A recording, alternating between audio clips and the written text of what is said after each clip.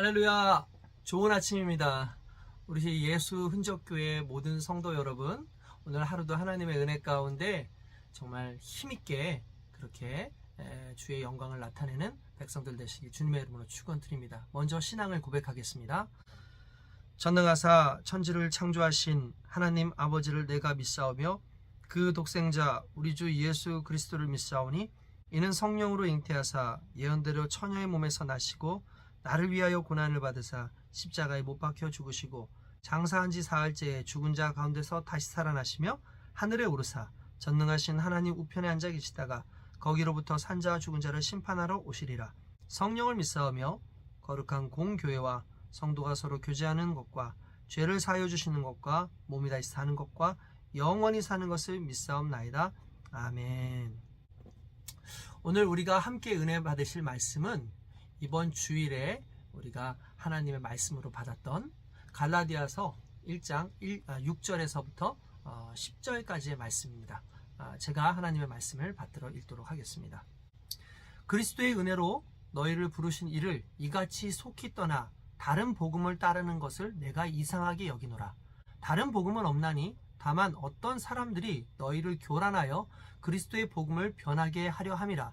그러나 우리나 혹은 하늘로부터 온 천사라도 우리가 너희에게 전한 복음 외에 다른 복음을 전하면 저주를 받을지어다. 우리가 전에 말하였거니와 내가 지금 다시 말하노니 만일 누구든지 너희가 받은 것 외에 다른 복음을 전하면 저주를 받을지어다. 이제 내가 사람들에게 좋게 하랴 하나님께 좋게 하랴 사람들에게 기쁨을 구하랴 내가 지금까지 사람들의 기쁨을 구하였다면 그리스도의 종이 아니니라. 아멘. 우리가 이번 주에 이 본문을 통해서 다른 복음에 대해서 우리가 말씀을 들었습니다. 성경에는 다른 복음이라는 이 단어가 몇 번 등장하냐 하면은 5번 정도 등장해요.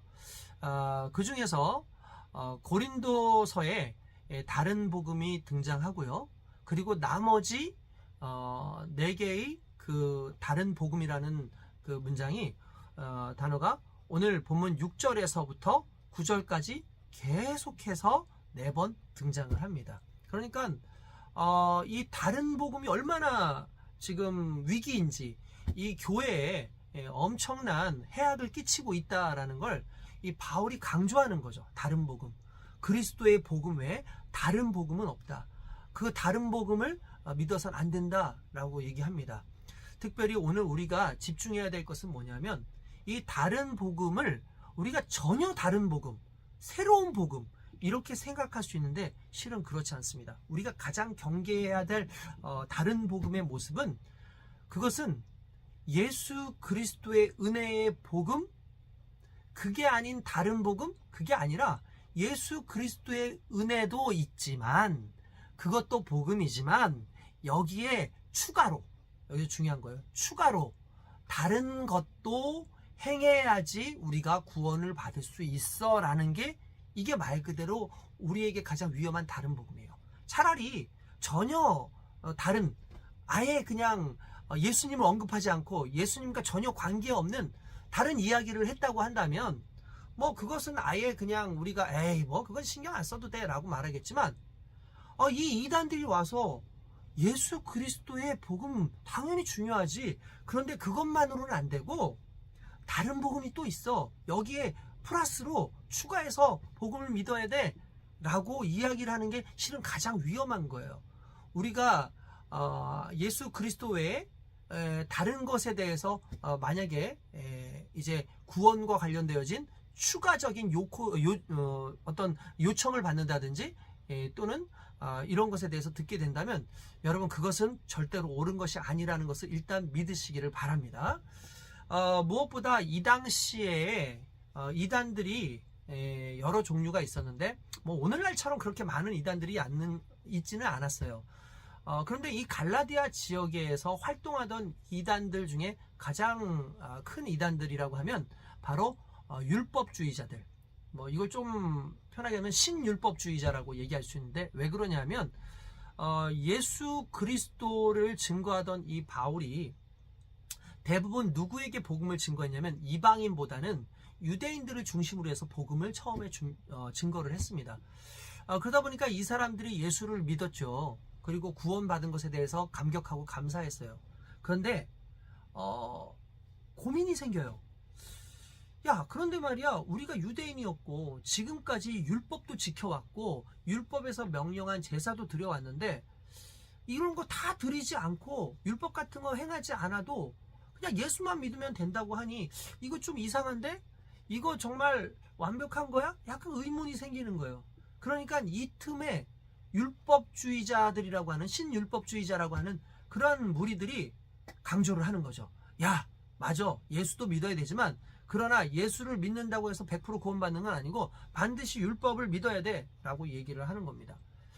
여러분, 과연 그것이 맞을까요? 성경에서는요, 율법에 대해서 율법을 더 이상 우리가 구원의 도구로 사용할 필요가 없다고 그렇게 이야기를 합니다. 성경에서 율법은 일반적으로 몽학선생이라고 과거에 그렇게 얘기를 했어요. 몽학선생이라는 게 뭐냐 하면은 일반적으로 이 당시에 그 주인이 있습니다. 주인이 있고 그러면 당시 노예겠죠. 노예가 있습니다. 그러면 주인집에 자녀들이 있을 거 아니에요. 어린 자녀들. 그 주인집에 있는 어린 자녀들이 성장을 하기까지 그 옆에서 몸종처럼 아이들을 돕고 이렇게 시중을 드는 그래도 약간 좀 똑똑하고 약간 좀 배움이 있는 그런 노예들이 있었어요. 그런 노예들을 붙여주는데 이 사람들을 일반적으로 노예지만 몽학선생이라고 불렀습니다. 말 그대로 이 어렸을 때부터 예의 범절도 가르치고 뭐 기본적인 어떤 지식들을 좀 가르쳐주는 그런 단계예요. 그러니까 이 주인의 자녀가 성장하기까지 어린 시절을 책임졌던 그런 사람들을 몽학선생인데 율법이 그런 식이라는 거예요. 율법은 마치 우리가 그리스도 예수로 말미암아 은혜를 받아서 더 이상 죄의 문제로부터 이제 멸망당하지 않는 백성이 되었을 때 이전에는 이 율법이 나름대로 우리를 계속해서 영향을 줬었죠. 그렇지만 이제 우리가 그리스도 예수 안에서 성장한 자가 되어서 그리스도 예수의 복음을 믿고 구원을 받았으면 더 이상 율법은 우리에게 어떠한 더 이상 큰 도움이 되지는 않습니다. 특별히 율법의 기능 중에 또 다른 한 가지는 뭐냐면 율법은 죄를 알게 한다라고 항상 제가 이야기를 했죠. 죄를 알게 하는 기능이 있어요. 왜냐? 여러분 그렇습니다. 죄는 법이 있을 때에만 죄가 성립이 되는 거예요. 제가 만약에 길거리에다가 종이를 버렸다고 쳐봅시다. 그러면 뒤에서 보고 있던 경찰이 와서 선생님 이거 지금 뭐 이렇게 함부로 휴지를 버립니까? 이건 경범죄에 의해서 당신은 지금 과태료를 내야 됩니다. 범칙금을 내야 됩니다. 이렇게 얘기하겠죠. 근데 그 이유가 뭡니까? 그걸 버리면 안 된다라는 법이 있기 때문이에요. 근데 그런 법이 없는 곳에서 내가 휴지를 버리든 뭘 버리든 그것이 죄가 되지 않죠. 마찬가지로 우리가 죄인이라는 것을 율법이 증거하는 거예요. 율법을 통해서 우리가 죄인이라는 사실을 알게 되는 겁니다. 그러니까 율법은 그런 기능을 하는 거죠. 죄를 알게 하는 기능을 하는 거지 죄를 해결해 주는 기능을 가지고 있는 게 아니에요. 그러니까 더 이상 율법을 지키지 않았다고 해서 문제가 되는 것이 아닙니다. 당시에는 특별히 율법과 관련돼서 한 두 가지 정도의 고민이 있었을 거예요. 뭐냐면 첫 번째는 할례입니다. 할례. 이스라엘 백성들, 유대인들은 아브라함 때부터 모든 남자들은 할례를 받죠. 할례라는 것은 남성의 생식기에 표피를 잘라내는 거, 오늘날로 말하면 포경수술 같은 것인데 그것을 통해서 하나님의 약속된 백성으로 이렇게 인정을 받는다고 그렇게 일반적으로 내려오는 하나의 전통이었으니까요. 그러니까 이 할례를 받아야만 된다라고 했는데 바울은 할례도 받지 않아도 된다. 할례를 받는다고 하나님 자녀가 되는 게 아니라 우리는 그리스도 예수로 말미암아 우리가 구원을 받는 것이다 라고 이야기를 합니다. 뿐만 아니라 이제 제사 문제도 상당히 큰 문제라고 할 수가 있었어요. 왜냐하면 지금까지 여태까지 그 제사를 드려왔는데 양 잡아서 소 잡아서 제사를 드는데 갑자기 양 잡아서 소 잡아서 제사를 안 드리면 어떻게 하느냐 라고 그렇게 했는데 여러분들도 다 알다시피 우리는 그리스도 예수께서 우리의 온 인류의 대속제물 마치 양처럼 소처럼 모든 인류를 위한 대속 제물이 되셔서 십자가에 달려 제물로서 돌아가셨기 때문에 더 이상 우리는 다른 제사를 드릴 필요가 없어요. 소 잡고 양 잡을 필요 없어요. 예수님이 우리의 희생 제물이 되셨기 때문에 이제 예수님으로 말미암아 우리는 더 이상 제사를 드리지 않습니다. 많은 사람들이 예배하고 제사하고 자꾸 헷갈려하는 것 같은데 예배와 제사는 다릅니다. 제사는 나의 죄의 문제를 해결하기 위해서 드리는 그런 부분이 좀 강했다면 예배는 하나님께 영광을 돌리고 하나님과 교제하고 하나님께 감사하는 것을 나타내는 것이 그게 예배의 특징이에요. 곧 믿는 사람들이 감사함으로 하나님께 영광 돌리는 것이 예배입니다. 그러므로 더 이상 제사가 필요하지 않는 것이죠. 그런데 이런 율법주의자들이 이런 것을 해야지 또 구원을 받는다라고 했으니 이 당시에 사람들이 얼마나 헷갈렸겠습니까? 여러분 그러나 오늘 본문의 말씀에는요 그러한 일은 있을 수 없고 오직 은혜 그리스도의 복음만이 유일한 복음이다. 7절에 보면 다른 복음은 없나니 라고 얘기를 해요. 다른 복음은 없나니. 다른 복음은 없어요. 오직 그리스도 예수의 은혜의 복음만 있습니다. 심지어 하늘의 천사라 할지라도 이 은혜의 복음 말고 다른 복음을 증거한다고 한다면 그거 저주를 받을 거다 라고 이야기를 하는 거죠. 사람들의 마음 가운데 나도 이렇게 너무 쉽게 은혜를 받는 것 같은데 너무 쉽게 구원을 받는 것 같은데 나 아무것도 안 하는데 구원 받는다고 뭔가 좀 찜찜하잖아요. 그런데 그러다 보니까 자연스럽게 내가 뭔가를 하려고 그러고 자꾸 율법적인 어떤 자기 의의를 만들려고 하는 그런 부분들이 있는데 이것은 결코 옳은 것이 아니라는 것이죠. 바울도 그 얘기를 하는 겁니다. 야 너희가 복음 그리스도의 복음 외에 다른 거 듣길 원해? 정말 그런 거 너희도 원하긴 하지.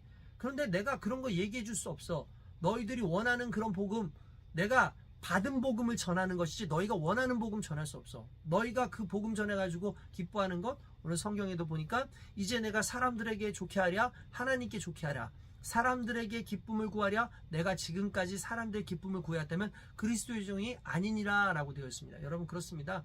우리는요 사람을 기쁘게 하기 위해서 복음을 왜곡시키는 사람들이 아니고 그 사람들이 원하는 대로 막 설교를 만들어주는 사람이 아닌 거죠. 저도 목사이기 때문에 솔직히 성도들이 이 설교에 대해서 반응을 하면 상당히 좀 힘들 때가 있어요. 목사님 이런 설교 해주셔야 되는 거 아니에요? 왜 맨날 이런 설교만 하세요? 왜 저런 설교 하세요? 라고 하면 성도들이 원하는 설교 해주고 싶죠. 근데 거기에 한두 번 계속해서 제가 맞춰주기 시작하면 어느 순간부터 하나님의 말씀을 증거하는 것보다 성도들의 비위를 맞추는 그런 설교가 될 수도 있는 겁니다. 그러면 제 설교가 그리스도의 종으로서의 설교는 아닐 수 있겠죠. 마찬가지로 여러분들의 삶도 마찬가지예요. 하나님의 영광을 구하고 사람을 기쁘게 하기 위한 삶이 아니라 하나님을 기쁘시게 하고 그리스도 예수의 기쁘시게 하는 그 삶을 살기 위해서 여러분들이 삶으로 그렇게 살아야지 정말 믿지 않는 사람들의 비위를 맞추기 위해서 심지어 복음 아닌 다른 부분은 맞아 그것도 그럴 수 있지라고 이런 식으로 사는 것은 결코 하나님 보시기에 옳은 삶은 아니라는 겁니다. 오늘 하루도 여러분 하나님의 이 말씀을 좀 깊이 생각하고 나는 과연 누구의 종인가? 혹시 나는 다른 복음에 빠져 있는 것은 아닌가? 아니면 많은 사람들한테 다른 복음을 증거하고 있는 것은 아닌가? 여러분 깊이 생각하면서 또 하나님의 영광을 나타내는 거룩한 삶 사시기를 주님의 이름으로 축원드립니다. 기도하겠습니다. 거룩하신 아버지 하나님 감사합니다. 하나님께서 사랑하시는 귀한 백성들로 하여금 오늘 다른 복음이 아닌 오직 그리스도 예수의 복음 안에 있게 하시고 그 복음을 증거하게 하시며 그 복음으로 말미암아 하나님의 영광의 백성 되게 하셨사오니 주여 이제 오늘 하루도 그 복음 안에서 기뻐하고 감사하고 주의 사명자로 살아가는 우리 모두가 되게 하여 주시옵소서. 예수님의 이름으로 기도드리옵나이다. 아멘. 자, 오늘 하루도 여러분 승리하는 하루 되시기 바랍니다. 평안하세요.